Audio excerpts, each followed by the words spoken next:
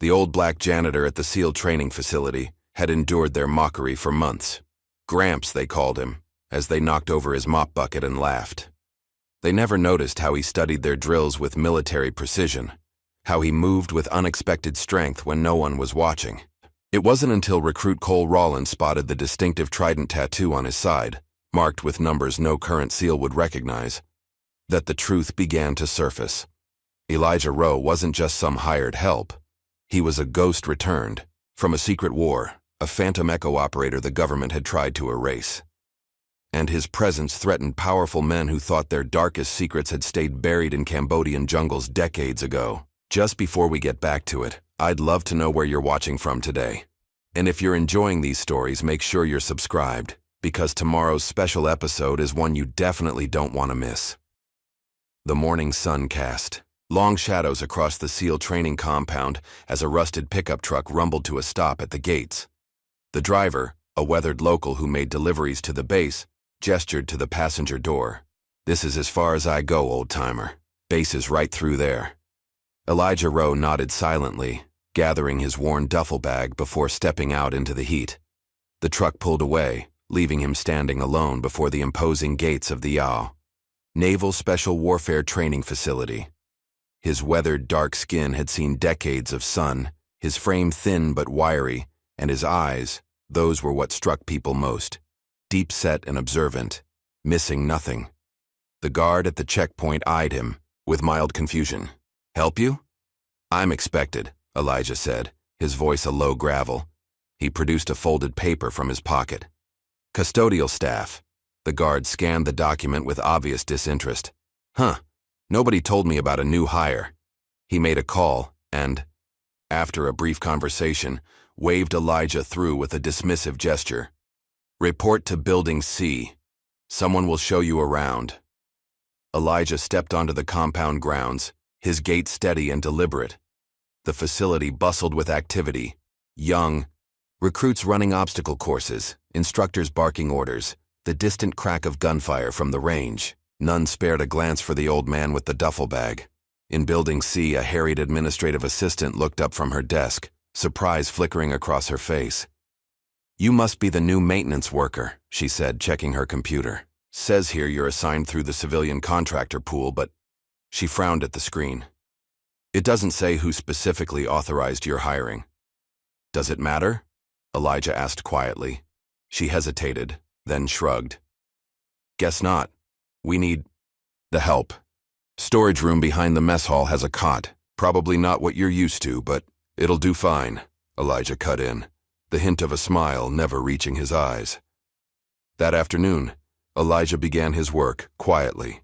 He mopped floors with precise, methodical strokes, cleaned mud from boots left outside barracks doors, and fixed a leaking pipe in the showers without being asked. He moved through the compound like a shadow, speaking only when spoken to, and even then, in the briefest terms possible. By dinner time, his presence had been noted by the recruits, particularly a tight-knit group gathered around a young man, with cold blue eyes and the confident posture of someone who'd never truly been challenged. "Check out Grandpa," Cole Rollins snickered, nodding toward Elijah as he carefully wiped down tables in the corner of the mess hall.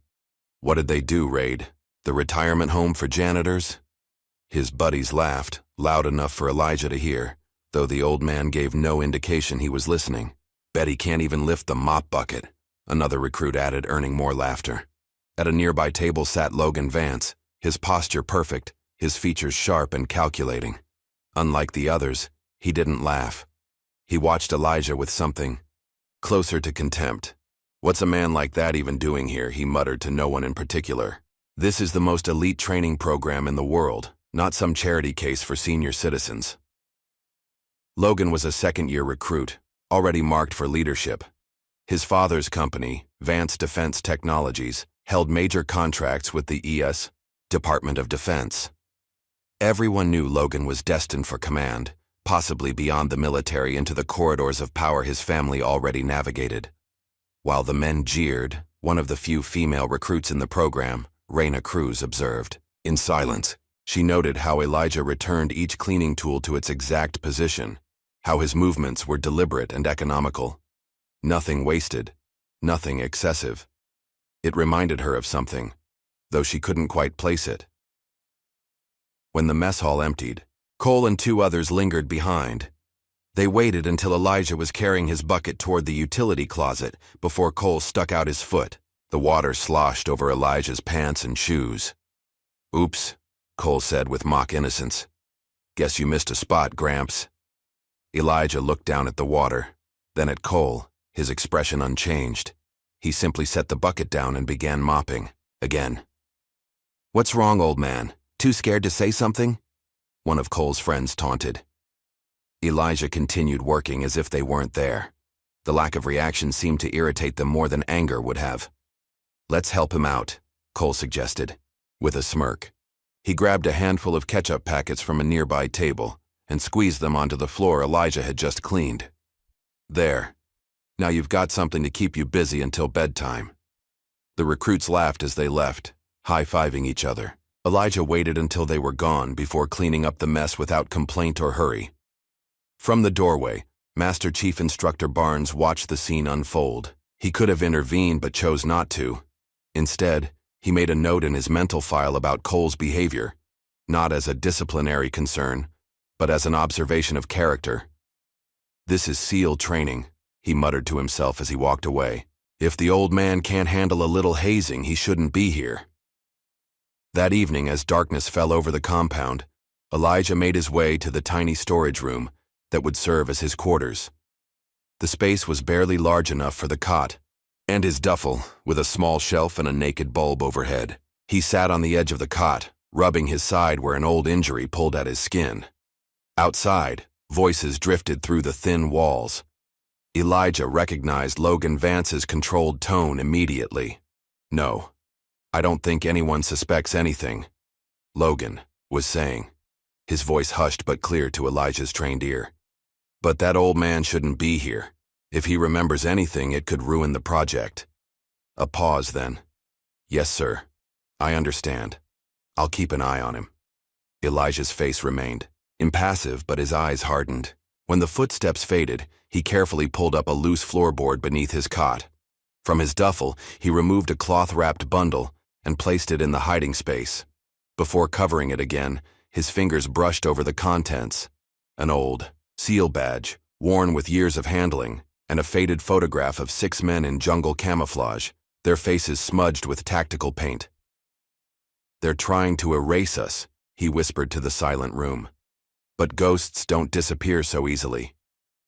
The next morning, as dawn broke over the compound, 2 recruits struggled to move a heavy machine part for the obstacle course. Sweat poured down their faces as they attempted to lift the metal contraption. "Need a hand?" a voice called. They turned, expecting to see one of the instructors, only to find Elijah standing there, mop in hand. One recruit snorted. "No offense, Pops, but if we can't lift it..." Before he could finish, Elijah set down his mop, bent at the knees, and hoisted the metal piece onto his shoulder in one fluid motion. The recruits gaped as he carried it to the designated spot and set it down with precision. "All about leverage," Elijah said quietly, then picked up his mop and continued on his way.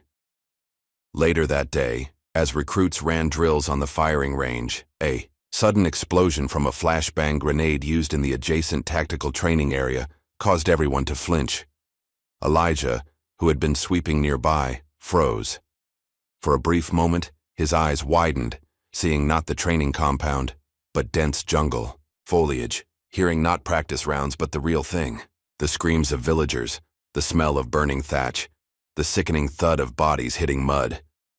His hand instinctively moved to his side, where shrapnel had torn through flesh decades ago. A recruit noticed and smirked, misreading the reaction as fear rather than a combat veteran's flashback.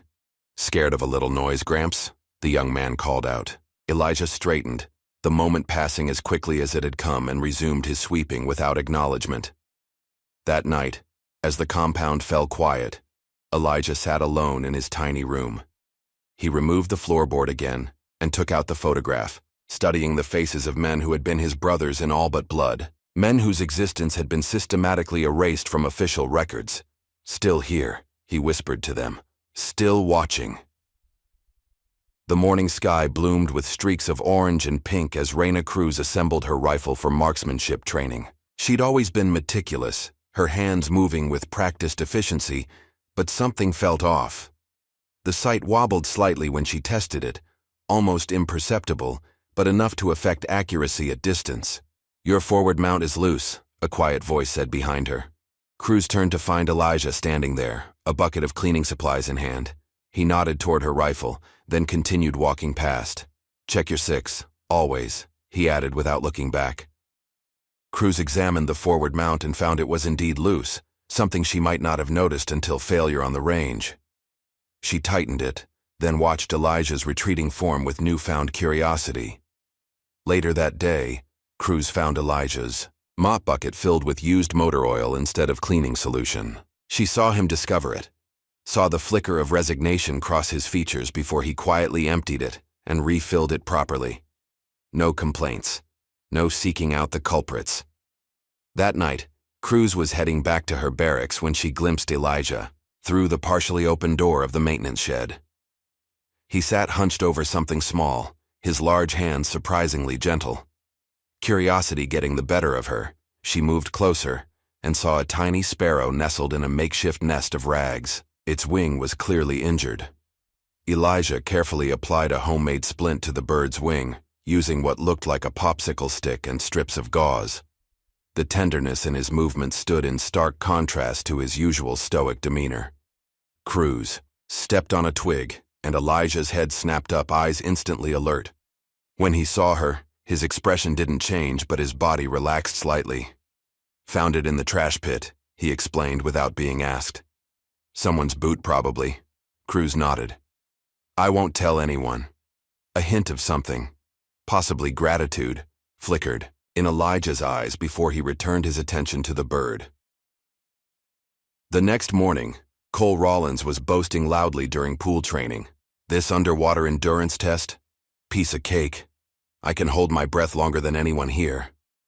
Elijah was mopping nearby and paused momentarily. "Don't exhale under pressure," he said quietly, almost to himself. Cole sneered. "Did I ask for your advice, old man?" Hours later, during the dive simulation, Cole found himself in trouble. Ignoring the training protocol, he'd exhaled too much before a pressure change. Panic set in as his lungs screamed for air, his vision tunneling. The instructor pulled him out just before he lost consciousness. As Cole coughed up water on the pool deck, he caught sight of Elijah cleaning windows on the far side of the natatorium, the old man's eyes reflecting neither satisfaction nor concern, simply awareness. That afternoon, while raking leaves near the training field, Elijah spotted something glinting in the dirt. He bent down and retrieved a dog tag that had fallen from one of the recruits' necks. Instead of turning it into the administration office, he pocketed it. That night, he carefully polished it until the name shone clearly, then placed it anonymously on the recruit's bunk. The following day, Elijah stood before the Wall of Honor in the main administration building. Rows of photographs displayed the faces of distinguished graduates and fallen heroes. His eyes fixed on an empty space, a spot where a photograph had clearly been removed.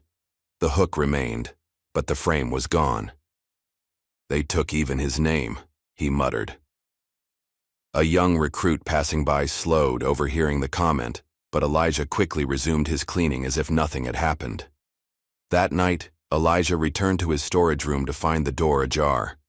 Inside, his few possessions had been rummaged through, drawers pulled open, his mattress askew. But the loose floorboard appeared untouched. Carefully checking his hidden cache, he found everything intact. However, sitting atop his pillow was a folded note. "Stop digging up the past, or be buried with it." Elijah burned the note in the small trash can outside, watching the paper curl and blacken until nothing remained but ash.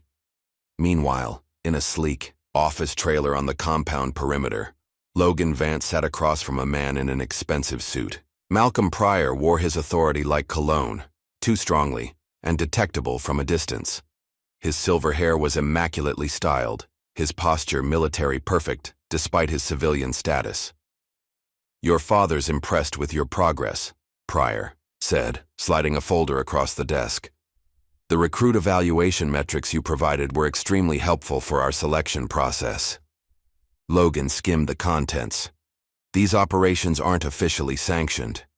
They're necessary, Pryor corrected. Some missions are too sensitive for official channels. Your father understands that. The compound is our perfect recruiting ground. We identify the right kind of operators, the ones who can think beyond conventional restraints. And the old man? Elijah Rowe? Pryor's expression hardened. A complication. Keep watching him.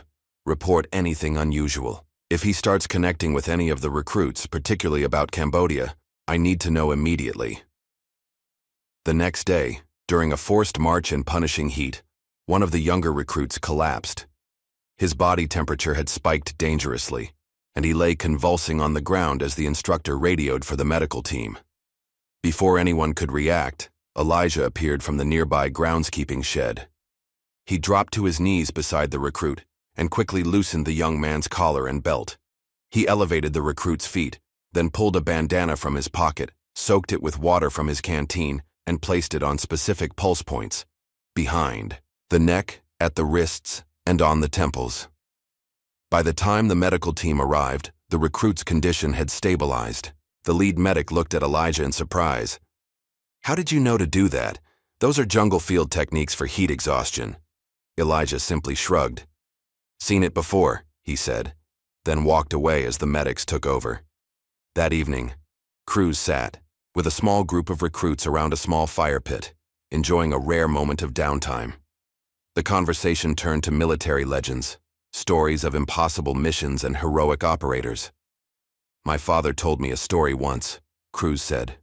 Her voice low. He served in Vietnam and he swore it was true. There was a SEAL who led unauthorized rescue operations in Cambodia, the kind of missions that officially never happened. The recruits leaned in closer as she continued. They called him a ghost soldier. No name in the reports, no recognition. Just rumors that when American POWs were abandoned for political reasons, this one operator would go in anyway. According to my father, he saved dozens of lives that the government had written off. Sounds like bullshit, one recruit scoffed. No one operates alone like that. My father wasn't a man who believed in fairy tales, Cruz replied firmly. He said this SEAL moved like a shadow, never spoke much but could read terrain and people with uncanny precision. Said he had this way of watching everything, missing nothing. Always returned his gear to exact positions. The description hung in the air, and several recruits involuntarily glanced toward the maintenance shed, where Elijah was known to work late into the night. The next morning, Elijah was fixing a broken pipe in the shower facility when Cole entered, still toweling off after swimming laps. Elijah kept working, halfway under the sink cabinet, his shirt riding up slightly as he reached for a wrench. Cole's eyes caught something on Elijah's exposed side, a tattoo partially visible beneath an old scar. It appeared to be the distinctive Navy SEAL trident, but with something unusual underneath it, the numbers 6874 and an emblem Cole didn't recognize. Before Cole could get a better look, Elijah pulled his shirt down and slid out from under the sink. Their eyes met briefly, and Cole felt an unexpected chill at the intensity of the old man's gaze. Later that day, his curiosity piqued. Cole lingered after hours in the computer lab. When the instructor stepped out, he quickly accessed a restricted training terminal, searching for any references to the odd emblem he'd glimpsed. His search turned up heavily redacted files mentioning something called Operation Firewall and a codename, Phantom Echo. Cole downloaded what little information he could find onto a flash drive before logging out, his mind racing with questions. What was Phantom Echo, and how did the old janitor have a SEAL tattoo? Meanwhile, Cruz had been conducting her own investigation. Her father's military connections gave her access to recently declassified document indexes, and she found a match. Phantom Echo appeared in a brief appendix related to POW rescue missions in Southeast Asia, missions that, according to the footnotes, were never officially authorized or acknowledged. The next morning, Cole cornered Elijah near the equipment shed. I saw your tattoo, he said without preamble. The trident. You were a SEAL. Elijah's expression remained neutral as he organized tools on a workbench. I also found references to Phantom Echo, Cole continued, and Operation Firewell. At this, Elijah's hands stilled momentarily. He turned to face Cole, his eyes measuring the young recruit with new intensity. "Don't ask questions you're not brave enough to hear the answer to," Elijah said, his voice carrying a weight Cole hadn't heard before. From the corner of the training yard, Logan Vance watched the interaction with narrowed eyes. He pulled out his phone and sent a text message. "Rollins and Cruz snooping. Old man talking. Need to accelerate the timetable." That night, as the compound fell quiet, Elijah sat alone in his quarters, his eyes closed, memory taking him back decades. Jungle. Moonlight filtering through dense canopy. War paint darkening his young face as he crawled through underbrush. Silenced weapons. The flash of a knife. Explosives placed with surgical precision. Then, the faces of prisoners, emaciated and disbelieving as he cut their restraints. The radio crackling with orders from command. "Abort mission. Political situation changed. Leave the hostages. Return to extraction point." And his own voice, clear and defiant. "Negative. Mission continues. All assets extracted." The memory faded as Elijah opened his eyes. On his cot lay a dead crow, its neck broken. Beneath it, a note. "Ghosts can die again too." With practiced calm, Elijah wrapped the bird in cloth and took it outside. Behind the maintenance shed, he dug a small hole next to where he had buried the sparrow days earlier. He placed the crow inside, covered it with dirt, and burned the threatening note. As he turned to go back inside, he spotted Cruz standing in the shadows, watching. "You've been busy," he said quietly. She stepped forward. "I found something in the archives. A letter addressed to you, returned as undeliverable. The envelope was stamped, 'Recipient disavowed.'" Elijah's expression didn't change, but something flickered in his eyes. "Inside was a medal recommendation," Cruz continued, "and a sticky note that said, 'No recognition, no controversy.'" Elijah studied her face. "Be careful, Recruit Cruz. People who ask too many questions about Phantom Echo tend to disappear." "Like Jackson did?" Cruz asked. "He was defending you yesterday to the other recruits. Today they're saying he voluntarily dropped out. But his gear is still in his locker and his car's still in the parking lot." Elijah's jaw tightened. "Go back to your barracks.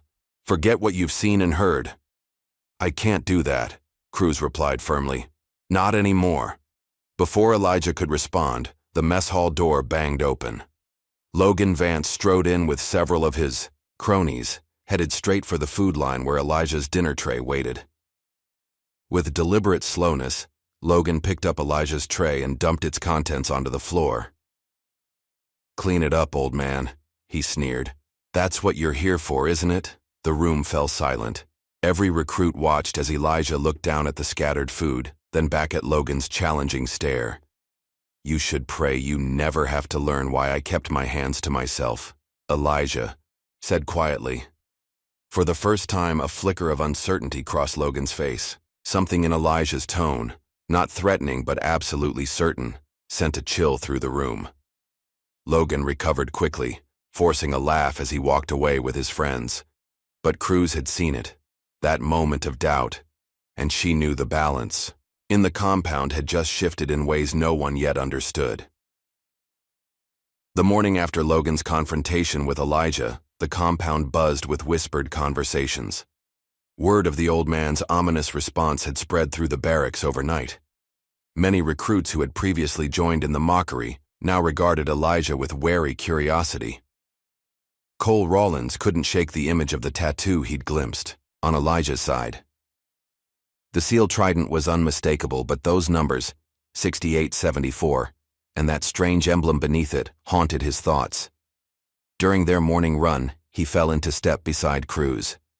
"I need to talk to you," he said between measured breaths. "About the old man." Cruz gave him a sidelong glance. "What about him?" "Not here," Cole replied, noticing Logan watching them from several yards back. "Meet me behind the equipment shed after lights out." That evening, Cole waited anxiously in the shadows. Cruz appeared silently, making him jump when she spoke. You're jumpy for a future SEAL. Jesus, he hissed. Don't do that. What's so important you're risking demerits for breaking curfew? She asked. Cole glanced around before speaking. I saw a tattoo on Elijah's side yesterday. A SEAL trident, but with numbers and some kind of old emblem underneath. Cruz's expression sharpened. What numbers? 6874. Mean anything to you? Years, maybe? Cruz suggested. Vietnam era, extending into post-war operations. That's not all, Cole continued. I did some digging in the restricted terminal. Found mentions of something called Operation Firewall and a code name, Phantom Echo. Heavily redacted, but I downloaded what I could find. He pulled out a flash drive and handed it to Cruz. Everything's encrypted, but I thought your computer skills might... Quiet, Cruz whispered suddenly, pulling Cole deeper into the shadows. Footsteps approached, then passed by. Logan, Vance, and 2 instructors were making a late-night inspection round. What's he doing with the instructors at this hour? Cole whispered when they were gone. Vance has connections, Cruz replied. His father's company, Vance Defense Technologies, has its fingers in everything military. Rumor is they're running private operations beyond Pentagon oversight. You think this is connected to Elijah somehow? I'm going to find out, Cruz said, pocketing the flash drive. Tomorrow, act normal. Don't draw attention. The next day, Cruz managed to access a secure terminal during her administrative duty, shift. The flash drive contained fragments of classified reports, most redacted to near uselessness, but one document caught her eye. A declassified memo referencing Phantom Echo protocols for denied area extractions in Cambodia, Laos, and adjacent territories. Further down, a partial sentence remained visible through the redactions. PABI rescue missions never officially authorized or acknowledged due to cross-border implications and potential diplomatic. Cruz stared at the screen, pieces falling into place, the missing photo on the wall of honor. The returned medal recommendation stamped, recipient disavowed, Elijah's jungle field medicine techniques.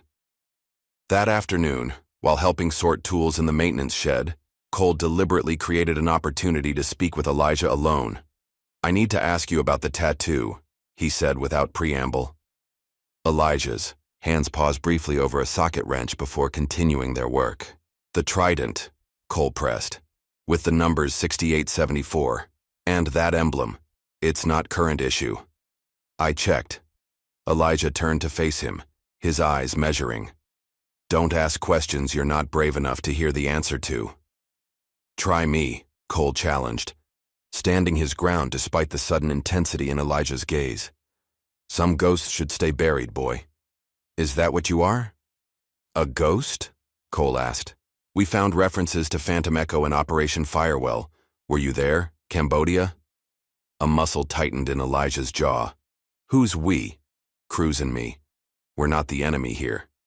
You don't know who the enemy is, Elijah replied, voice dropping lower. That's the problem. Before Cole could respond, the shed door opened. Logan stood there, his expression cold. Rawlins. Commander wants to see you about that missing gear report. Cole hesitated, looking between Logan and Elijah. Now, Rawlins, Logan barked. After Cole left, Logan lingered in the doorway, studying Elijah. Getting friendly with the recruits, old man? Not wise. Elijah continued organizing tools, seemingly indifferent to Logan's presence. You know, Logan continued, this facility has standards, protocols. We can't have unauthorized personnel interfering with training, especially those with compromised histories. He waited for a reaction that never came, then added, enjoy your time here while it lasts, before turning to leave. From his vantage point in the administration building, Malcolm Pryor watched the interaction through binoculars. He lowered them, lifted his phone, and spoke quietly. The old man is making connections. Accelerate the timeline, and find out everything you can about recruits Rawlins and Cruz. That night, as Elijah slept, fragments of memory invaded his dreams. Cambodia, 1971. moonlight glinting on rivulets of sweat as he crawled through dense jungle underbrush. 3 men behind him, faces darkened with tactical paint. The distant glow of a prison camp. Guards with Soviet-made rifles. Radio crackles. Phantom Echo, this is Control. Mission abort. Repeat. Mission abort.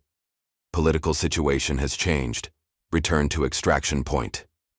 His younger self, pressing the radio to his ear. Negative Control.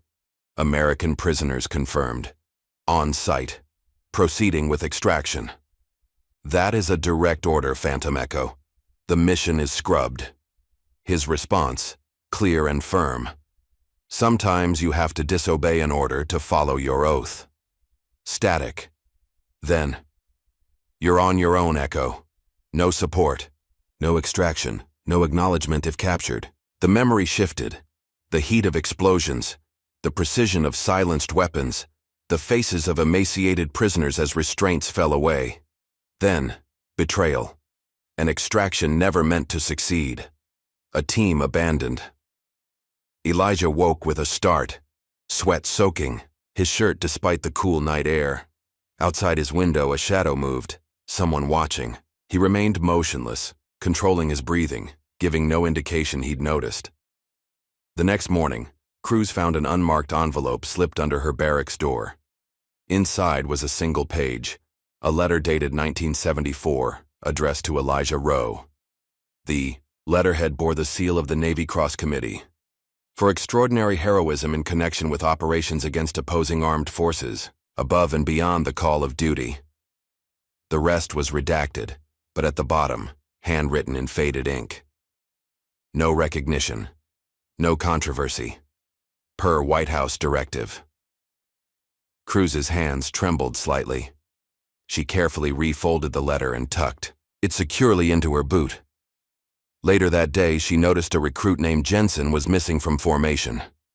"Where's Jensen?" she asked another recruit. "Dropped out last night. Voluntary withdrawal." Cruz frowned. "That doesn't make sense. He scored top marks in water training yesterday." The other recruit shrugged. "That's what they're saying. His bunk's already cleared out." Cruz remembered Jensen had been one of the few who'd spoken up when others mocked. Elijah.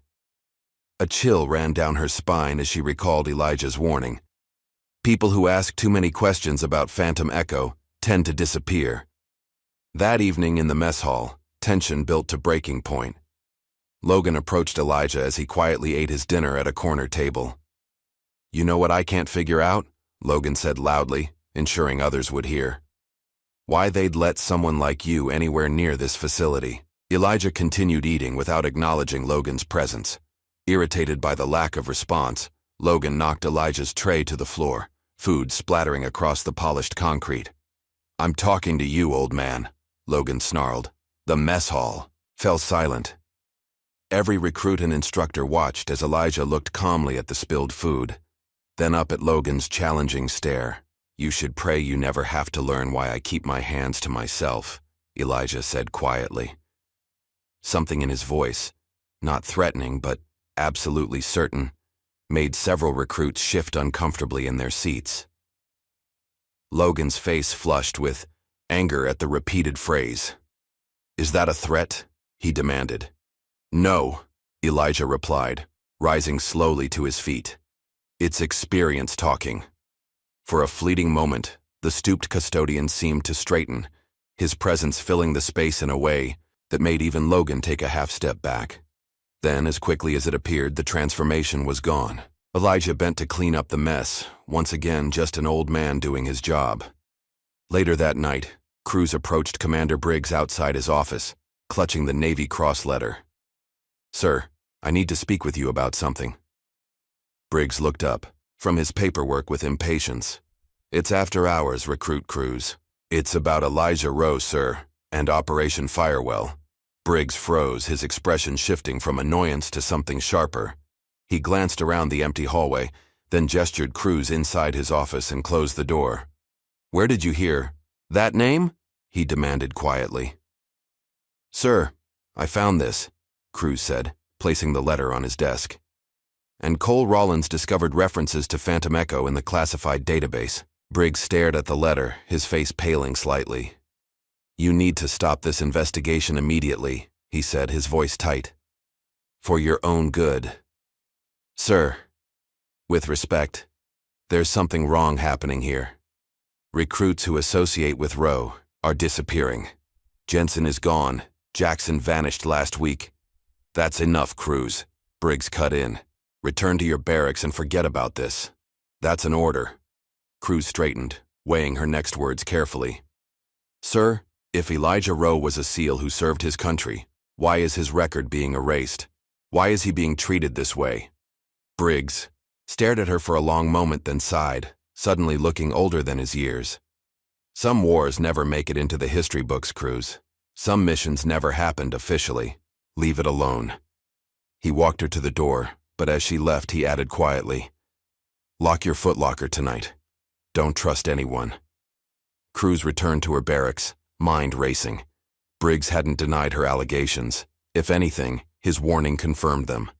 She found Cole waiting anxiously outside. "What did Briggs say?" he whispered as they walked toward a secluded area near the obstacle course. "He told me to stop digging." "But the way he said it—" She paused. "He knows something, Cole. And he's scared." "Why would a base commander be scared?" "I don't know, but—" Cruz stopped mid-sentence, noticing a manila envelope outside her barracks door. That wasn't there before. They waited until they were inside before opening it. The envelope contained several documents: satellite maps of a jungle region, handwritten field notes, and a letter from Captain James Westlake dated 1974. "To whom it may concern," Cruz read aloud. "If you're reading this, it means someone has finally asked the right questions about Elijah Rowe and Operation Firewall. The official record states that no American forces operated in the denied areas of Cambodia after 1970. The official record is a lie." Cole's eyes widened as Cruz continued reading. Lieutenant Rowe led a team designated Phantom Echo on 14 extraction missions between 1968 and 1974. These missions were officially denied but tacitly approved until they became politically inconvenient.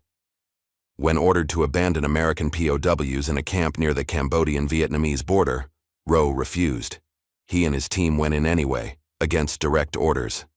The letter detailed how Rowe's team successfully extracted 7 American prisoners but was then abandoned themselves, their extraction canceled by the same authorities who had disavowed the mission. Rowe got his men and the prisoners out through 200 miles of hostile territory over 26 days. Upon return, instead of medals, they received silence.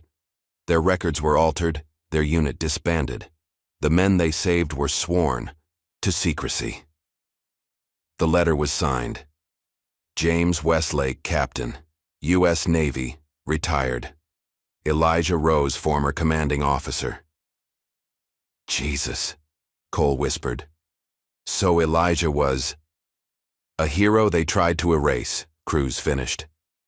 At the bottom of the envelope, they found a handwritten note from Briggs. "Now you know. Be careful who you trust with this. They're still watching." The next evening, Cruz received a radio message about a recruit in distress near the training marsh. Without hesitation, she headed out, only to find the area deserted when she arrived. "Hello," she called. "Anyone here?" A sudden movement behind her was all the warning she got before rough hands grabbed her, forcing a cloth over her mouth. She fought hard, landing solid blows against her attackers. But there were 3 of them, masked men in unmarked tactical gear. They dragged her toward the water, forcing her head under the murky surface. Lungs burning, vision darkening, Cruz felt consciousness slipping away when suddenly the pressure released. She broke the surface, gasping, to find a chaotic scene. A figure moved through her attackers with startling efficiency, not the wild brawling of a street fighter but the precise economical movements of elite combat training. One attacker was already down, another staggering backward with a dislocated shoulder, the third swinging wildly at the figure who stepped inside his guard with practiced ease. It was Elijah, moving with none of the stiffness he typically displayed around the compound. Each strike was calculated, each defensive move anticipating the next attack. Within seconds, all 3 assailants were incapacitated, and Elijah was helping Cruz to her feet. "Are you hurt?" he asked, his voice steady despite the exertion. Cruz coughed up marshwater, shaking her head. "How did you—" "I've been watching," Elijah said simply. "Since you started asking questions." He quickly checked the fallen men, removing their masks to reveal faces Cruz didn't recognize. "Not compound. Personnel. Private contractors," Elijah muttered. "Hired guns." In the distance, voices called Cruz's name. A search party had been formed when she didn't return. "Go," Elijah said. "I was never here. These men attacked you, but you fought them off and they fled." "But trust me," he insisted. "If they—" "No," I intervened. "It will only accelerate their timeline." Before Cruz could respond, Elijah melted into the darkness with a stealth that belied his age, leaving her alone with the unconscious attacker who hadn't managed to escape. The next morning, Malcolm Pryor arrived personally at Commander Briggs' office, flanked by 2 security personnel. Tall and imposing in his tailored suit, Pryor radiated authority and barely contained anger. "Your facility has a serious security breach, Commander," Pryor said without preamble. 3 of my security consultants were assaulted last night while conducting a routine perimeter check. Briggs maintained a neutral expression. "I wasn't aware your company had authorization to conduct security operations on this base, Mr. Pryor.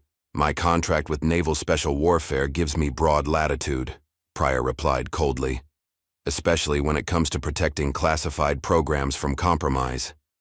He placed a folder on Briggs's desk. "I want recruits Cruz and Rawlins expelled, immediately, and the civilian maintenance worker Rowe removed from the premises." "On what grounds?" Briggs asked. "National security," Pryor snapped. "Or would you prefer I speak directly to Admiral Coulson about your accommodating attitude toward potential security risks?" The threat hung in the air. Briggs knew Coulson was deeply involved with Vance Defense Technologies funding. "I need time to process the paperwork," Briggs said carefully. "You have until tomorrow morning," Pryor replied, turning to leave. "After that, my team takes over." As Pryor exited, Briggs slumped in his chair, his face grim. He opened his desk drawer and removed an old photograph. Himself as a young ensign standing beside an athletic black man in jungle fatigues, both smiling despite the mud coating their faces. He stared at it for a long moment before picking up his phone. "Get me recruits Cruz and Rawlins. Immediately. And tell no one." Meanwhile, in the mess hall, Cole had reached his breaking point. After learning about Cruz's attack and seeing the bruises on her face, something had snapped inside him. He climbed onto a table, gaining everyone's attention. "I have something to say about the man we've been calling Gramps," he announced, voice carrying across the silent room. Logan stepped forward. "Stand down, Rawlins. You're making a fool of yourself." "No," Cole replied firmly. "We've been making fools of ourselves, mocking a man who deserves our respect." He looked around at the gathered recruits and instructors. "That old man you've been harassing? He wears the trident. He was a SEAL when most of your fathers were still in high school. He led missions that saved American lives, missions so classified they were erased from history." The instructors exchanged uncomfortable glances. One stepped forward to intervene, but Commander Briggs, who had just entered, raised a hand to stop him. "Let him speak," Briggs said quietly. Cole continued, gaining confidence. "We're supposed to embody the SEAL ethos here. Honor, courage, commitment. But what honor is there in tormenting an old warrior? What courage in ganging up on him?" The room remained silent, many recruits looking down in shame. "You want to know who Elijah Rowe really is?" Cole asked. "He's what we're all training to become, and most of us will fall short." At this, Briggs stepped forward. "He outranks us all," he said quietly. "We just didn't know it." Murmurs spread. Through the mess hall, Logan's face darkened with anger as he stalked out, shoving past recruits in his path.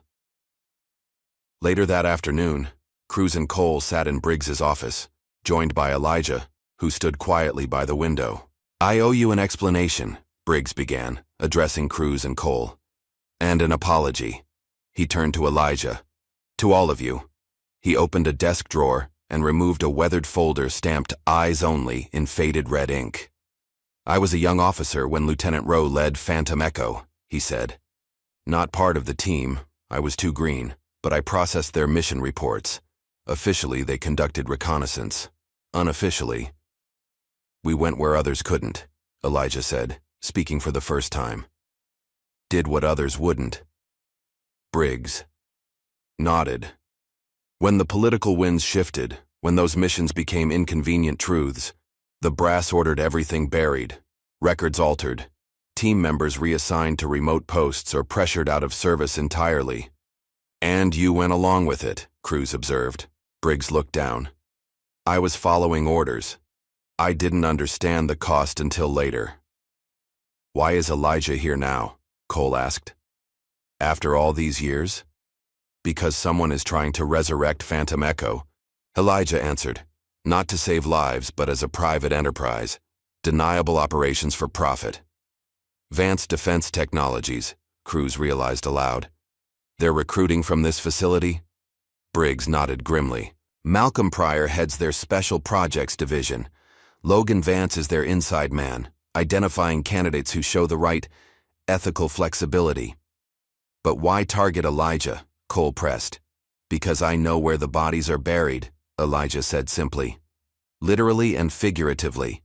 And because my old team is still out there, the ones who survived. Pryor doesn't want anyone connecting those dots." A knock at the door interrupted them. Briggs's aide entered, looking concerned. "Sir, there's a situation. MPs are here with a warrant for Elijah Rowe's arrest, charges of sabotage and unauthorized presence in restricted areas." Briggs stood. "Stall them. Say he's being questioned about an unrelated matter." After the aide left, Briggs turned to Elijah. "We don't have much time." "I never expected any," Elijah replied calmly. "What do we do now?" Cruz asked. "You stay out of it," Elijah said firmly. "Both of you. This isn't your fight." "Like hell it isn't," Cole retorted. "They tried to drown Cruz. They're expelling us. We're already in this." "And we're not the only ones," Cruz added. "There are other recruits who've seen enough to know something's wrong." Briggs looked torn. "Pryor has powerful connections. This could end all your careers before they begin." "Some things matter more than careers," Cole said, glancing at Elijah. "You taught us that, Commander, through his example." Elijah studied them both, seeing determination in their eyes that reminded him of his own team, decades earlier. Finally, he nodded. "If you're in, you're all in," he warned. "No halfway." "We're in," Cruz said without hesitation. Cole nodded in agreement. Briggs opened a secure cabinet and removed a small hard drive. "Everything I've been able to gather on Pryor's operation. It's not much, but it's a start." Elijah took it with a nod of thanks. Outside, they heard the heavy footsteps of military police approaching. "Go out the back," Briggs told them. "I'll handle this."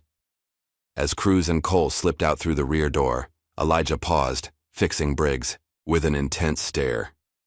"You know what happens when you corner a ghost, Commander?" he asked quietly. Briggs met his gaze. "What?"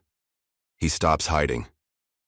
Elijah's voice carried absolute certainty. Then he was gone, following the recruits into the gathering darkness, leaving Briggs to face the MPs alone. In the compound security office, Logan watched the surveillance feed with growing anger. He grabbed his phone and dialed Pryor. "They're running," he reported. "The old man and those two recruits. Briggs is helping them."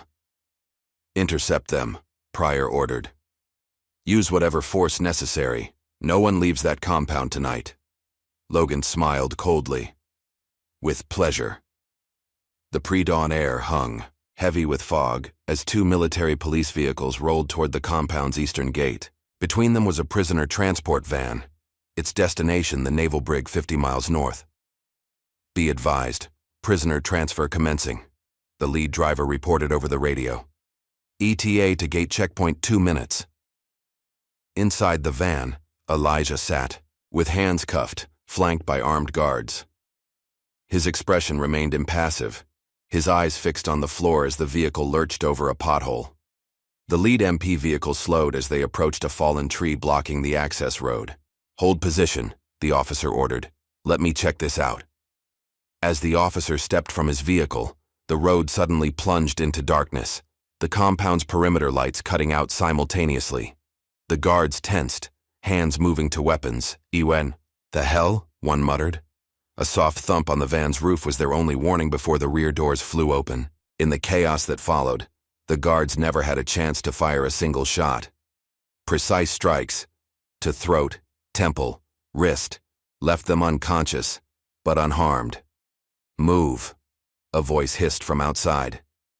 Elijah stepped over the fallen guards, hands somehow free of the cuffs, and melted into the darkness. Behind him, the transport van's dashboard camera captured only shadows and static.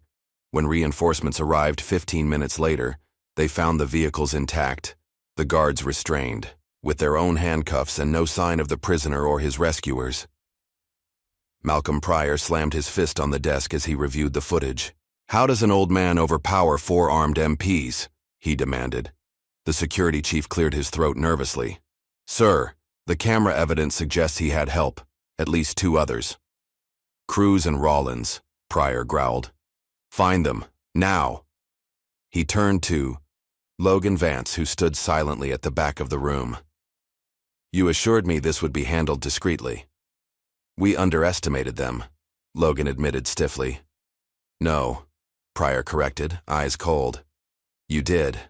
I want every exit monitored, every inch of this compound searched. No one sleeps until Roe is found." As Pryor's team mobilized, 3 figures moved silently through the dense woods beyond the compound's northern perimeter. Cruz led the way, her training evident in each careful step.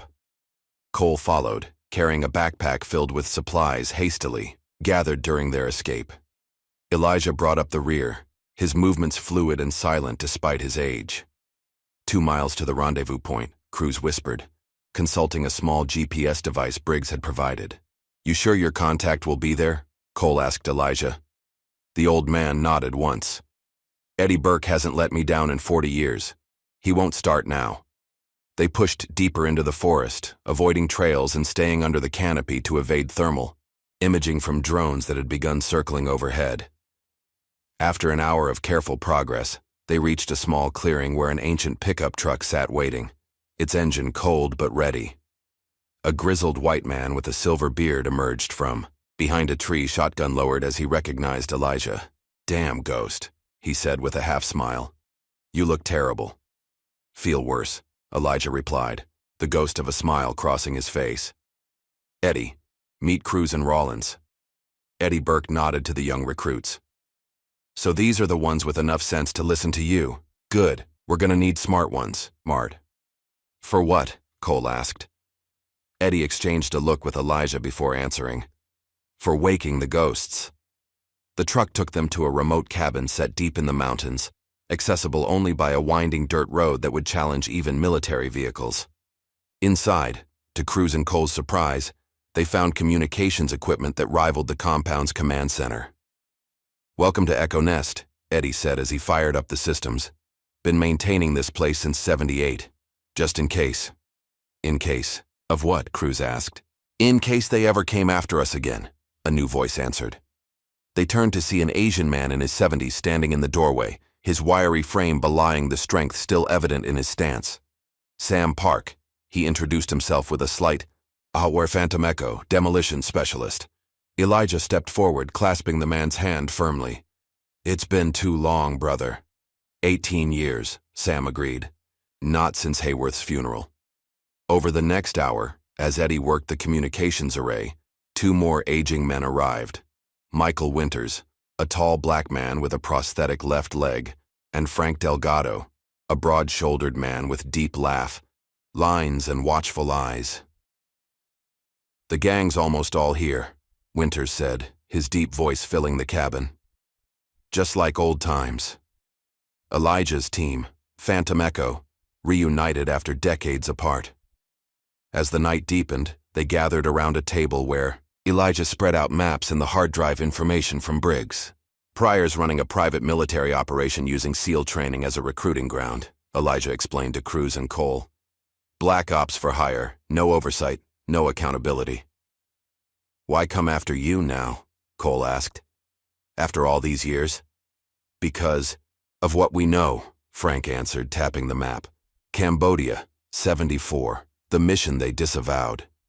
We didn't just rescue those POWs, Sam continued. We found evidence of illegal weapons testing, chemical agents the U.S. officially denied developing. We documented everything, Elijah added. Filed it in our report before we knew they were going to bury the whole operation. And now Pryor's company has the contract to clean up old testing sites, Michael concluded. If that documentation ever surfaces, billions in liability, Cruz realized, plus criminal charges. Pryor can't risk exposure, Eddie said, turning from his computer. That's why he's been systematically erasing Phantom Echo from history, destroying records, discrediting survivors, and now hunting us directly, Elijah finished grimly. As dawn broke, Eddie received encrypted messages from his network of veterans and supporters. Phantom Echo cells, they called themselves. Reports flowed in. Compound security had been doubled, and Pryor had brought in private, military contractors to supplement the MPs. He's militarizing a training facility, Cruz said in disbelief as she reviewed drone footage smuggled out by sympathizers. And Briggs is letting him? Cole asked. Briggs is under house arrest, Eddie reported, reading from a secure channel. Official story is he's under investigation for security breaches. Elijah's expression darkened.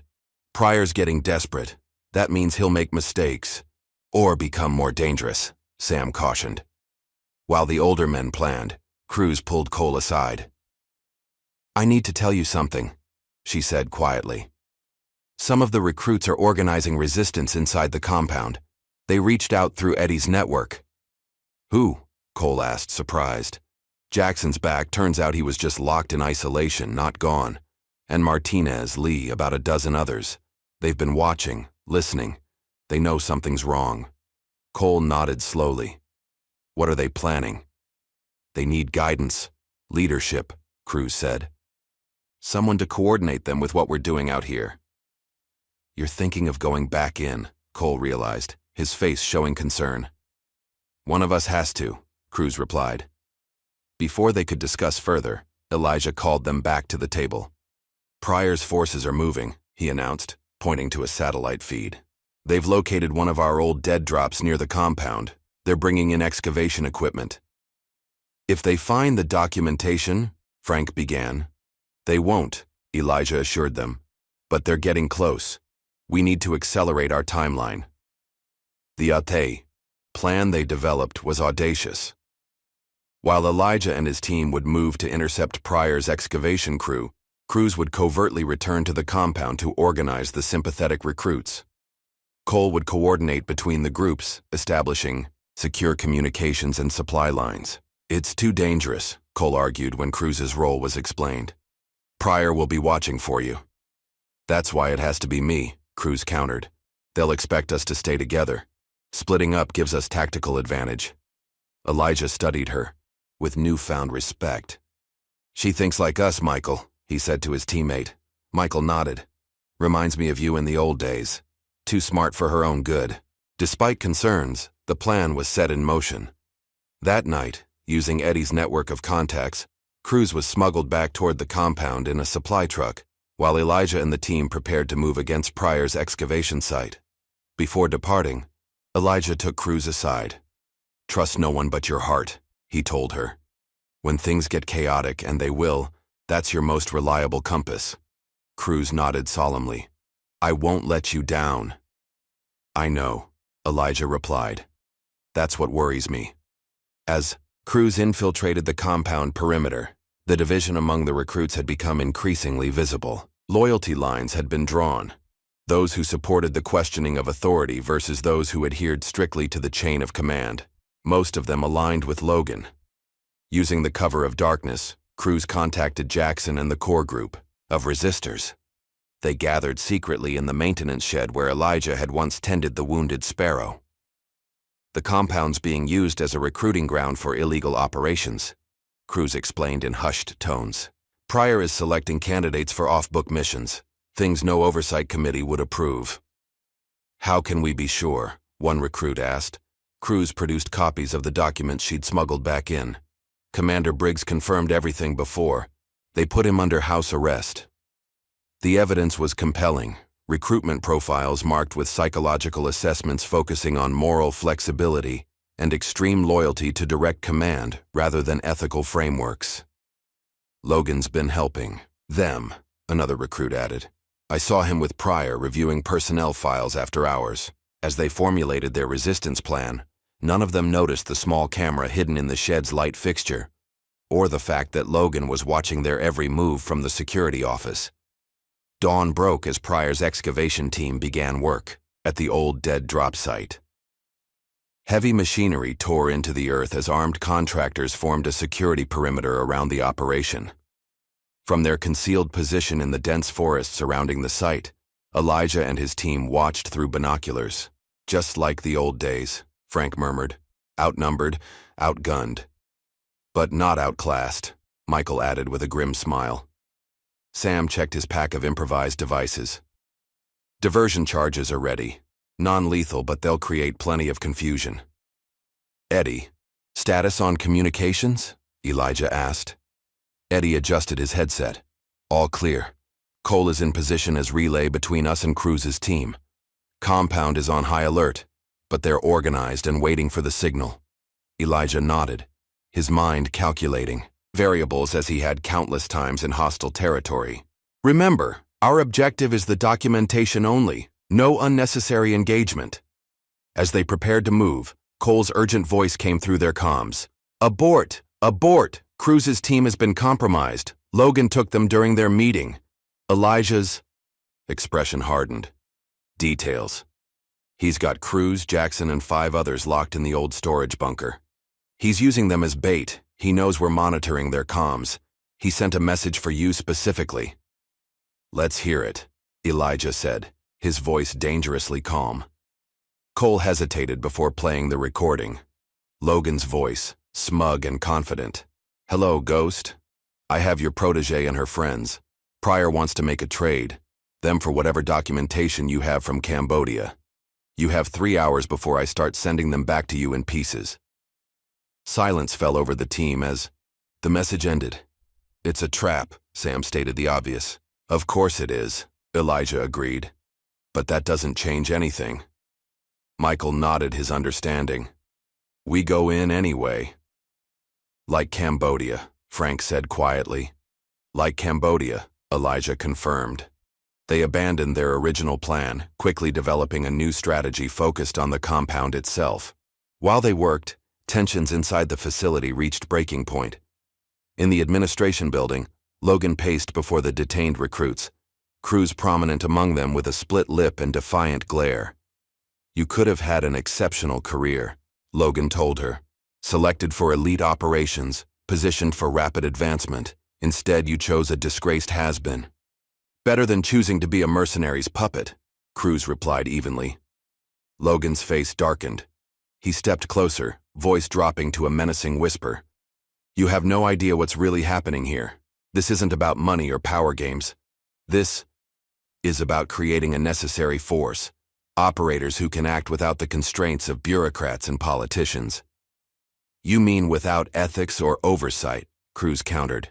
I mean without weakness, Logan snapped. Without the hesitation that gets men killed. For a moment, something vulnerable flickered across his face, a glimpse of personal pain quickly buried beneath practiced arrogance. Jackson, watching the exchange, spoke up. What happened to you, Vance? What made you Pryor's lapdog? Logan turned, sharply. My father died because some politician decided his operation was too politically sensitive for extraction. I learned then what Pryor has been saying all along. The system abandons its own when convenient. So you became what you hated, Cruz observed quietly. Before Logan could respond, his phone buzzed. Pryor's name flashed on the screen. They've spotted Rowe and his team approaching from the North Ridge, he reported after answering. Just as you predicted. Pryor's voice came through clearly enough for the captives to hear. Spring the trap. Maximum force authorized. I want Rowe alive if possible, but the others are expendable. Logan hesitated, a flicker of uncertainty crossing his face. "Is there a problem, Mr. Vance?" Pryor demanded. "No, sir," Logan replied, recovering quickly. Proceeding as ordered. He pocketed the phone and addressed the security team. "Move the prisoners to the secondary location. I'm leading the intercept team personally." As Logan left, Cruz caught his eye. "It's not too late to choose differently," she said quietly. Something unreadable passed across Logan's face before his expression hardened once more. "It was too late the day they left my father to die," he replied, and then he was gone. Meanwhile, Elijah's team had split into 2 units. Michael and Frank created a diversion at the southern perimeter, drawing security forces with a series of controlled explosions and false heat signatures. Simultaneously, Elijah, Sam, and Eddie approached from the north, the very direction Pryor expected them, but with a crucial difference. "They're anticipating a covert approach," Elijah explained as they moved through the underbrush. "So we'll give them exactly what they don't expect." The compound's northern gate erupted in chaos as a supply truck, commandeered and driven by Eddie, crashed through the barrier at full speed.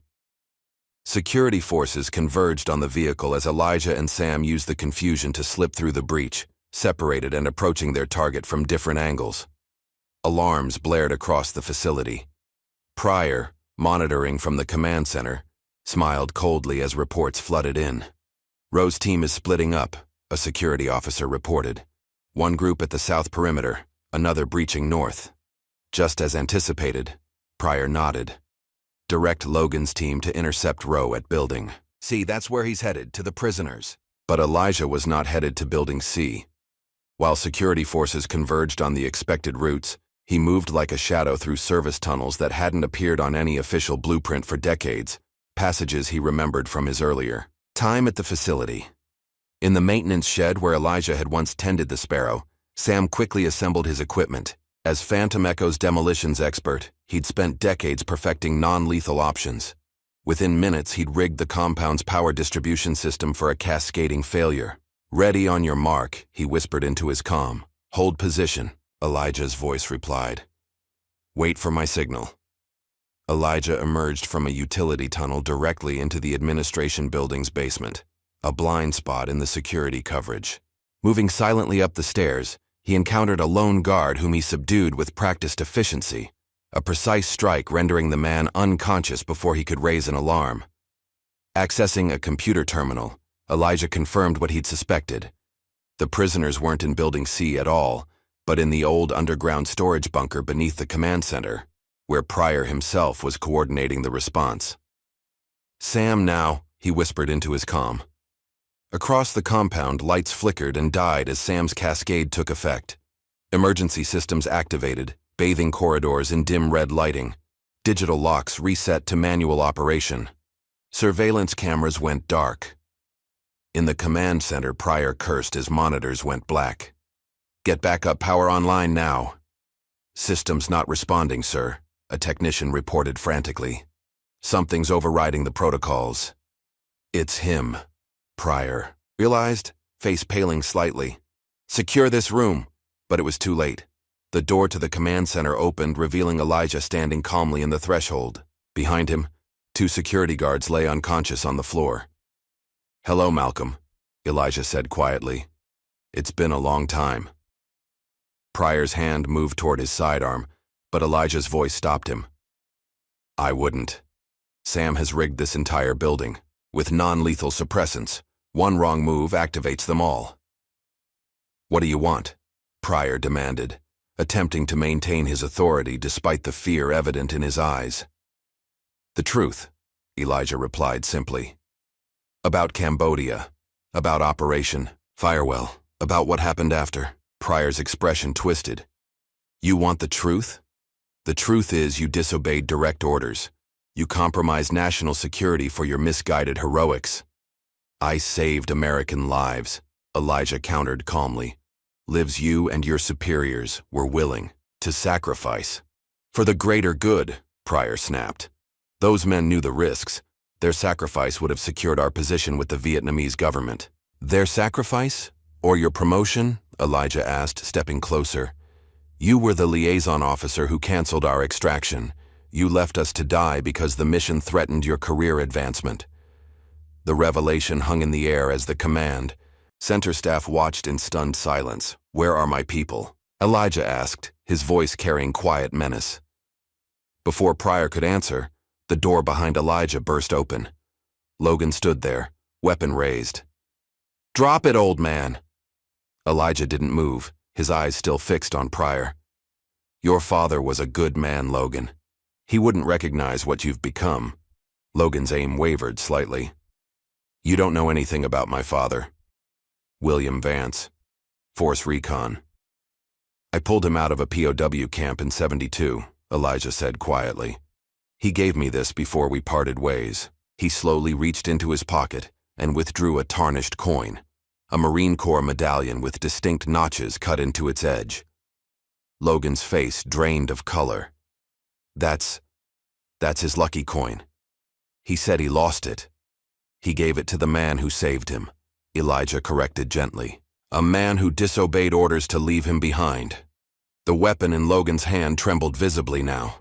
He died anyway, Logan said, voice cracking slightly. Years later, another operation, no extraction. And Pryor told you it was because of men. Like me, Elijah guessed. Men who wouldn't follow the system. Logan's eyes darted to Pryor, who remained stone-faced. He told me it was because of bleeding hearts in command who wouldn't authorize necessary measures, Logan admitted. He said his company would never abandon its operators like that. He lied, Elijah said simply. Malcolm Pryor was the officer who denied your father's extraction. I've seen the documentation. Logan's world seemed to collapse around him as he turned to Pryor. Is that true? It was a military necessity, Pryor began, but the excuse fell flat even to his own ears. The conflict in Logan's eyes resolved into cold clarity. In one fluid motion, he lowered his weapon from Elijah and turned instead to the control panel, entering an override code. Security doors throughout the facility unlocked, including the bunker holding Cruz and the others. You used me, Logan said to Pryor, his voice deadly quiet.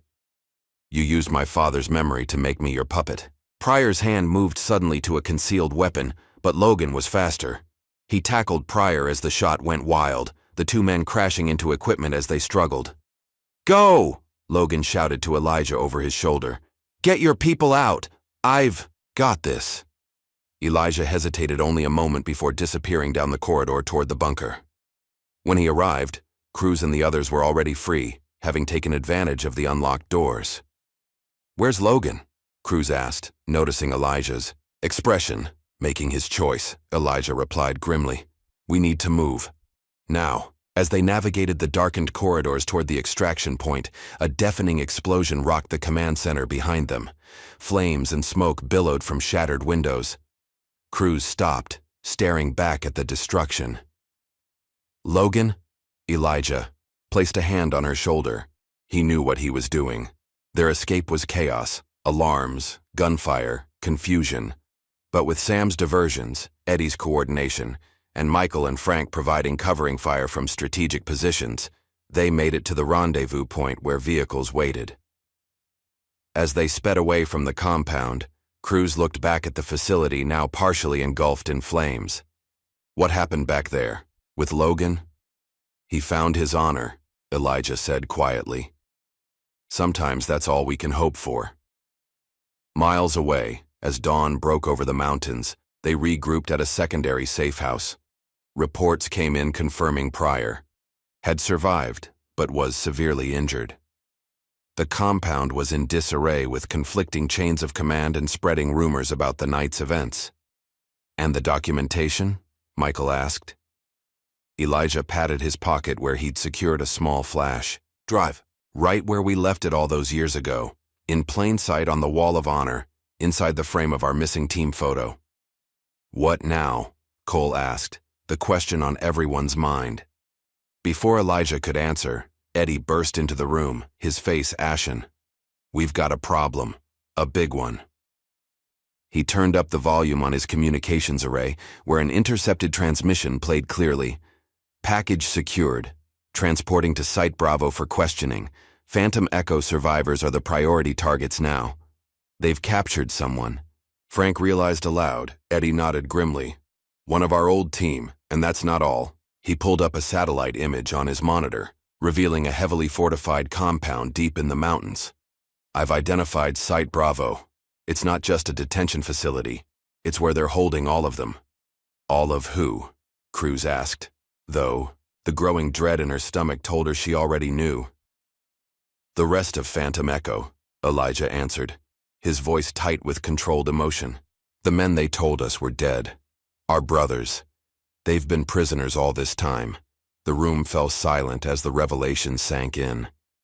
For Elijah and his team, the mission had just become deeply personal. They're using them as bait, Michael said. Finally. They know we'll come. Of course we will, Elijah replied, steel in his voice. Just like Cambodia, we leave no one behind. The mountain air hung crisp and cold around the remote cabin as dawn broke. Inside, Elijah and his team pored over satellite imagery of Site Bravo, a fortified compound nestled in a valley 20 miles north.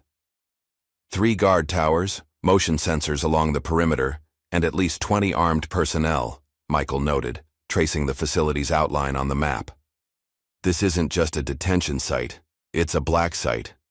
Electronic countermeasures too, Eddie added, checking his equipment readings.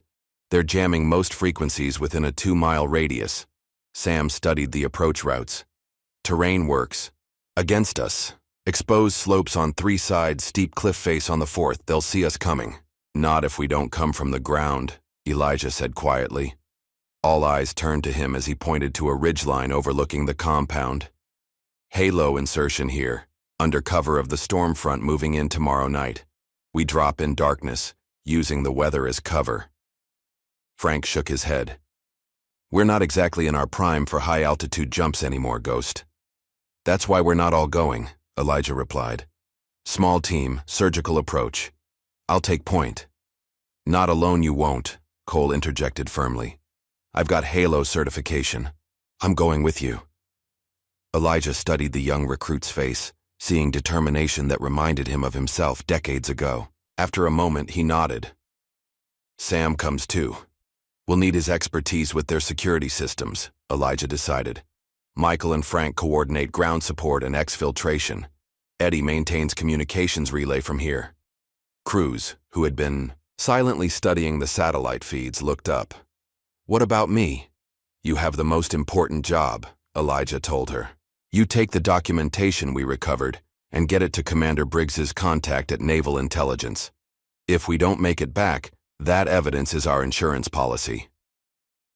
Cruz started to protest, but the look in Elijah's eyes stopped her. This wasn't negotiable. How many prisoners are we talking about? Cole asked, returning to the mission parameters. Eddie pulled up thermal imaging captured during a satellite pass. Heat signatures suggest 6 individuals in the north quadrant of the facility, consistent with detention cells. Minimal movement patterns indicate restraints or limited mobility. 6, Elijah repeated, a mixture of pain and hope crossing his face.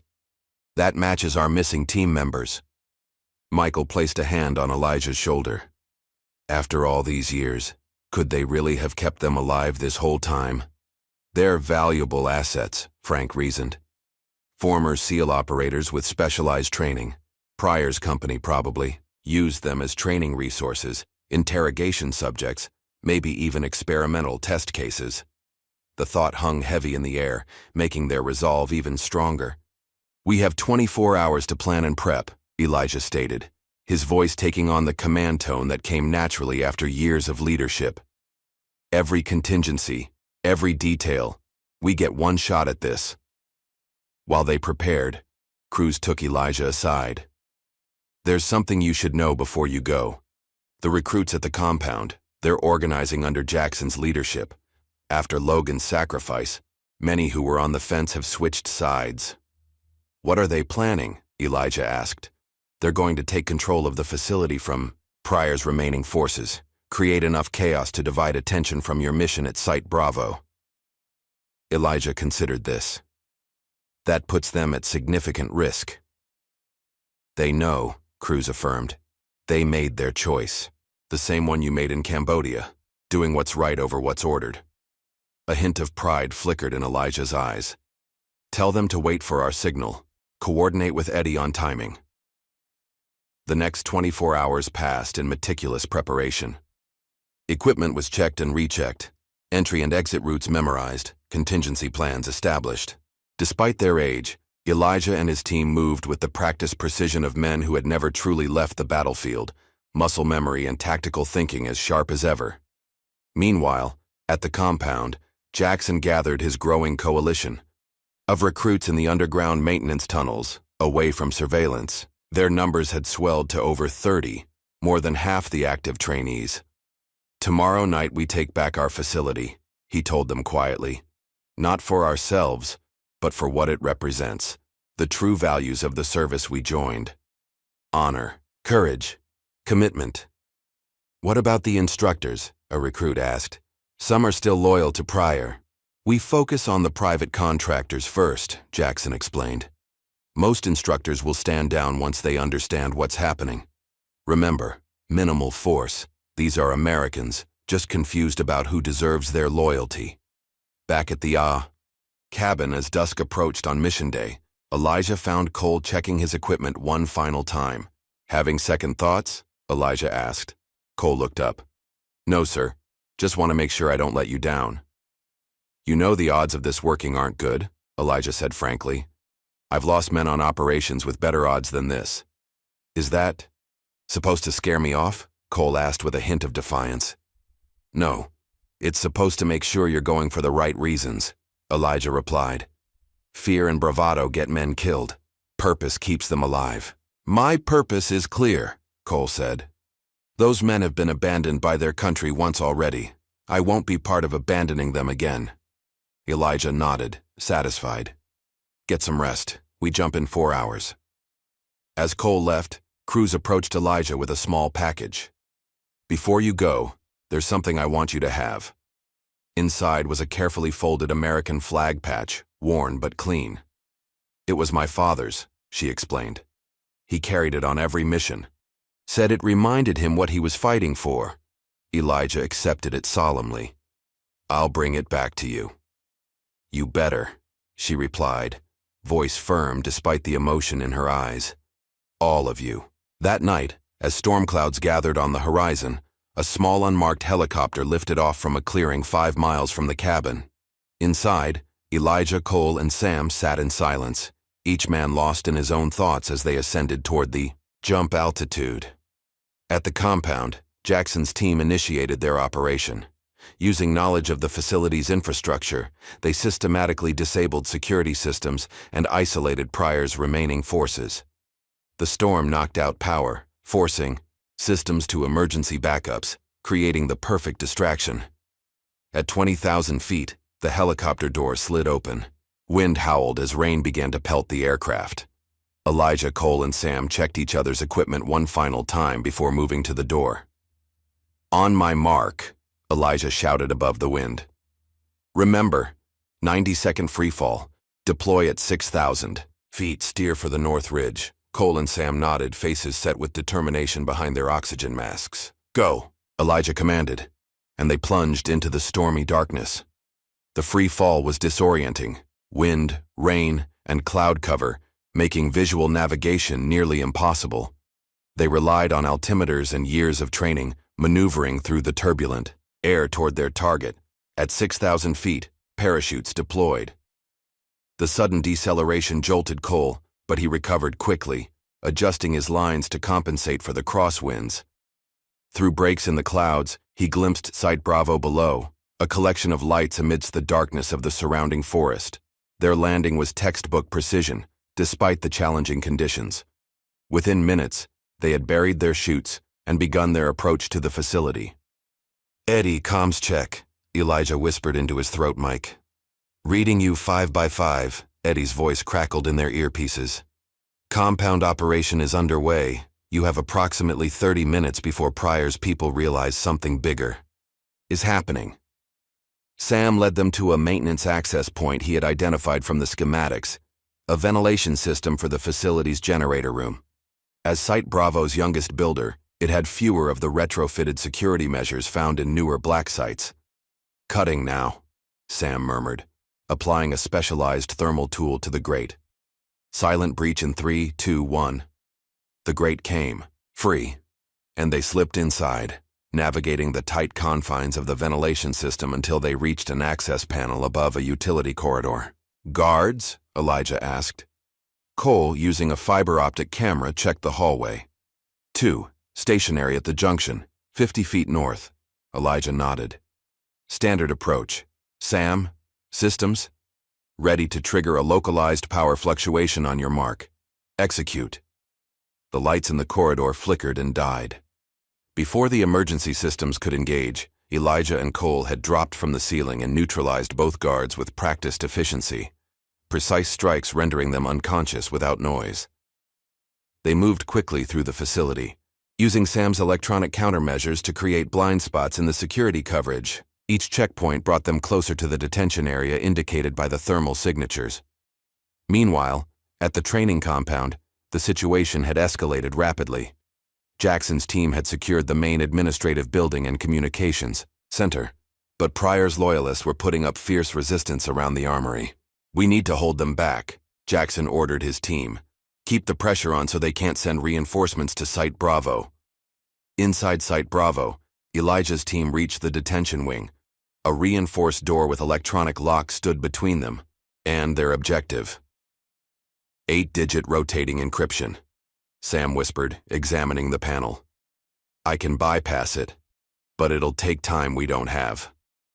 Elijah studied the door, then touched a small scar above his eyebrow, an old tell his teammates would recognize.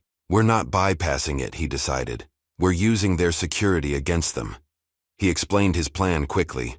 Minutes later, Sam triggered a fire suppression system in an adjacent sector. As expected, 2 security personnel rushed to investigate. Passing through the detention wing, Cole, positioned in an alcove, created a momentary distraction, while Elijah incapacitated the lead guard. The second turned, reaching for his weapon, but Sam was already there, a precise strike to the pressure point at the base of the skull dropping him instantly. Using the guard's credentials, they finally accessed the detention wing. What they found inside stopped them cold. 6 men in medical beds connected to monitoring equipment, some with feeding tubes and IVs. They appeared unconscious but alive. Faces gaunt, bodies thin from years of confinement, but undeniably the missing members of Phantom Echo. "My God," Sam whispered, approaching the nearest bed. "It's David and Richard. They're all here." Elijah moved to the central bed where a dark-skinned man lay, his face lined with years of suffering but still recognizable as William Harris, Elijah's former second-in-command. "Will," Elijah said softly, gripping his old friend's hand. "We're here, brother. We came back for you." To their surprise, Will's eyes fluttered open. Recognition dawned slowly in his gaze. "Ghost," he rasped, voice weak from disuse. "Took you. Long enough." A ghost of a smile crossed Elijah's face. Traffic was hell. The moment was interrupted by an alarm blaring throughout the facility. On the monitoring screens, they saw security forces converging on their position. "We've been made," Cole reported, checking the hallway. "Multiple hostiles inbound, heavily armed." "How mobile are they?" Elijah asked Sam, who was checking the medical readouts. "They've been kept in medically induced comas, likely awakened periodically for interrogation," Sam replied grimly. "They can move, but not well. We'll need to carry them." Elijah made a quick decision. "Sam, set up a defensive position at the EO. Main entrance. Cole, help me disconnect these monitors carefully. We need them stable for transport." As they worked frantically to prepare the prisoners for evacuation, Eddie's voice came through their comms. "Ghost, be advised, we have a serious problem. Pryor is en route to your location via helicopter. ETA 12 minutes. And he's not alone. He's brought a strike team." Outside, the storm had intensified, rain lashing against the facility as thunder rolled across the mountains. Perfect extraction weather under normal circumstances, the weather would mask their movement and impair pursuit. But with 6 weakened prisoners to transport, the conditions became another obstacle. Adjust extraction plan, Elijah ordered. We need vehicle support closer to the facility. Working on it, Eddie replied. Michael and Frank are moving the trucks to the lower access road, 4 minutes out. Will Harris, more lucid than the others, grasped Elijah's arm. There's something you need to know, he said urgently. Pryor, he has a fail-safe. If the facility is compromised, he'll eliminate all evidence. What kind of fail-safe? Elijah demanded. Airstrike, Will whispered. Drone already on station. They'll level this place with us in it. The information changed everything. They now faced a deadline more pressing than pursuit. They had to evacuate before Pryor could authorize the strike. New plan, Elijah decided. Cole, get our people moving toward the south exit. Sam, I need you to access their communications array and jam the drone control frequency. What about you? Cole asked, already helping one of the prisoners to his feet. I'm going to create a diversion, Elijah replied, checking his weapon. Buy you time to get clear. That's a suicide mission, Cole protested. This isn't a debate. Recruit, Elijah said firmly. Get them out. That's an order. Something in Elijah's tone brooked no argument. Cole nodded reluctantly and began the evacuation process, supporting the weakened SEALs as they struggled to walk after years of confinement. Elijah moved in the opposite direction, toward the facility's security center. Using techniques honed over decades of operations, he navigated through the chaos, eliminating threats with non-lethal precision when necessary, avoiding detection when possible. Outside, Michael and Frank had arrived with the extraction vehicles, positioning them at the rendezvous point while engaging Pryor's perimeter forces in a series of hit-and-run attacks to draw attention away from the south exit. At the compound, crews received word that the Site Bravo operation was in jeopardy. Unable to remain on the sidelines, she made a decision. Jackson, she called over the secure channel. I need your best tactical driver and a vehicle, fast. Where are you going? He asked. To make sure our people come home, she replied, already moving toward the motor pool. Elijah reached the security center to find it already in chaos. Monitors showed multiple breach points throughout the facility, as Michael and Frank's diversionary attacks stretched the defensive perimeter thin. On one screen, a helicopter approached through the storm. Pryor had arrived.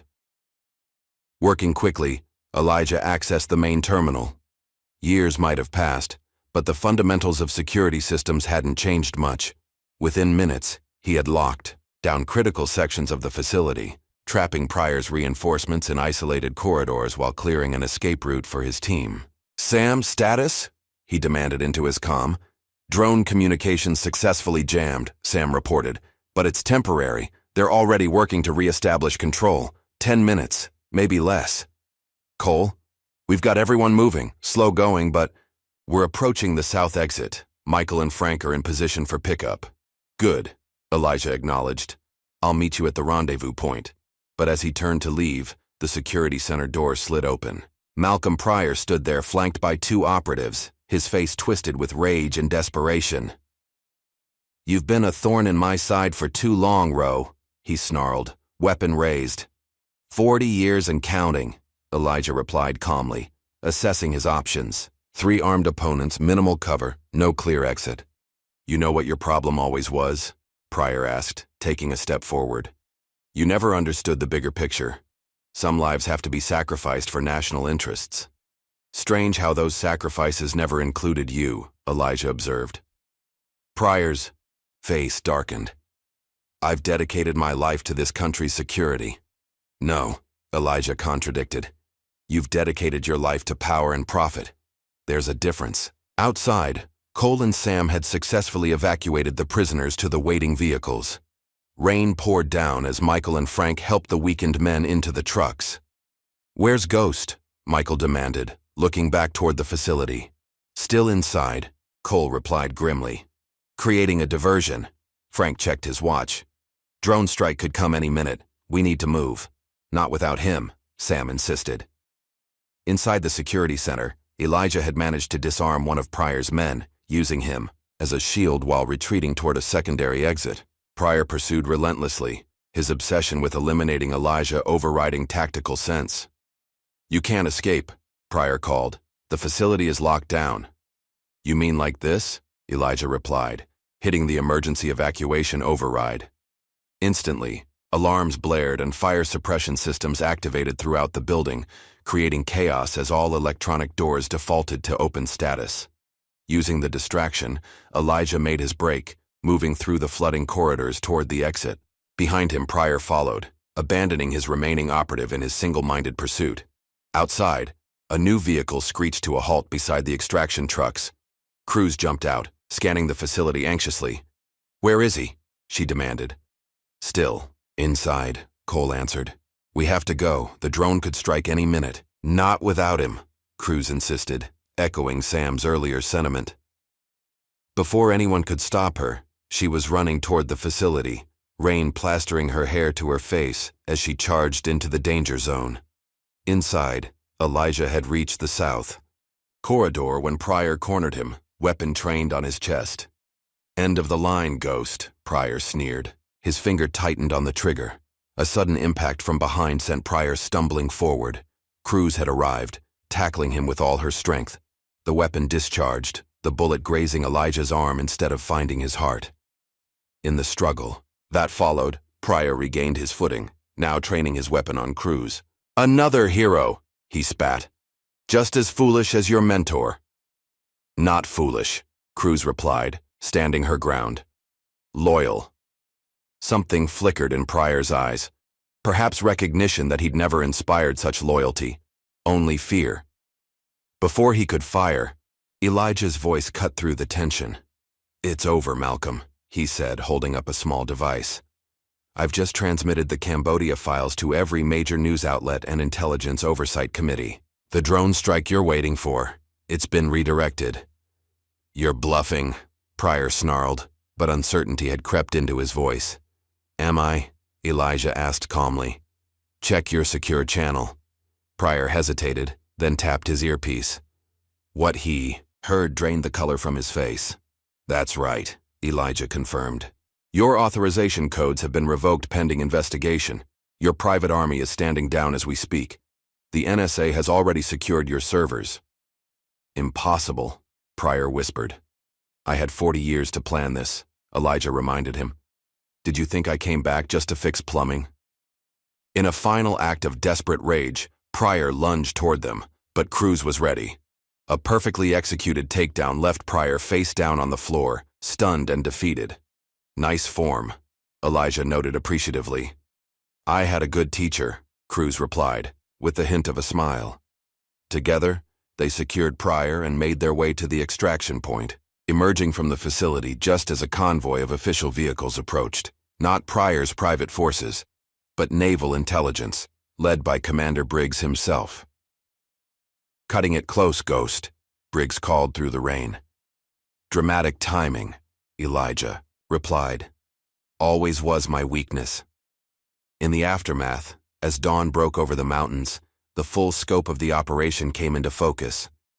Pryor was in custody, facing charges of treason, kidnapping, and human rights violations. His network was being dismantled, his political protectors scattering in the face of overwhelming evidence. At the training compound, now secured by Jackson and his coalition, the returning team was met with respectful silence as the rescued SEALs were carefully transferred to medical transports. Years of captivity had taken their toll, but doctors were optimistic about their recovery.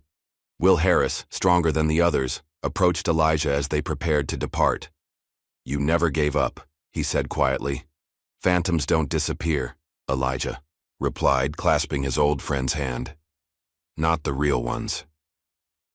In the days that followed, healing began, not just for the rescued men, but for the institution they had served. Commander Briggs, reinstated with commendations, initiated a comprehensive review of training protocols, emphasizing ethical leadership alongside tactical excellence. Cruz offered a leadership position in the reformed program, accepted with one condition: that the true story of Phantom Echo be taught to every recruit as a lesson in both the cost and meaning of service.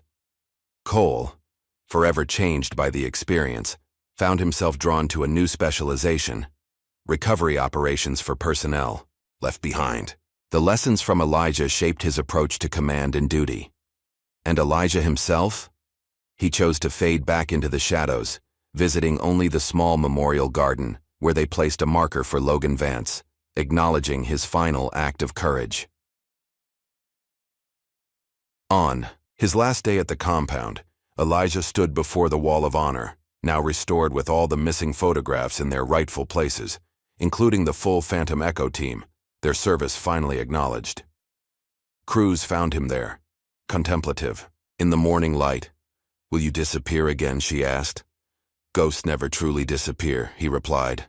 "We just find different shadows to haunt," she smiled slightly. "The recruits are asking for you. They want to hear your stories." "My stories aren't all suitable for telling," Elijah warned. "Then tell them what they need to hear," Cruz suggested. "About honor, about never leaving anyone behind."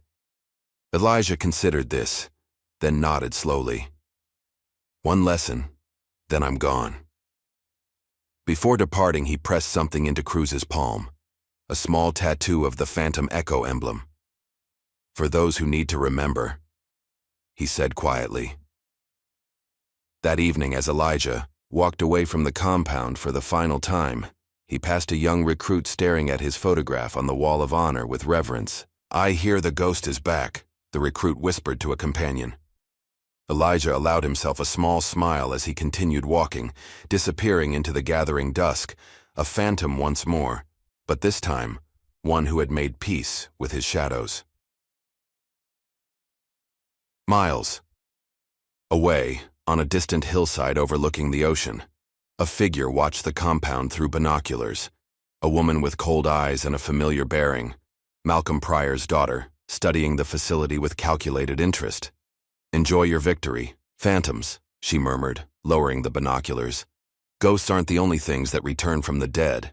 She turned away, walking toward a waiting helicopter, already planning the next chapter in a story that, like all ghost stories, was not quite finished. Would you sacrifice everything, career, recognition, even your own legacy, to save lives others have deemed expendable? If this story of forgotten heroes and quiet courage moved you, please like, share, and subscribe for more tales of honor found in unexpected places.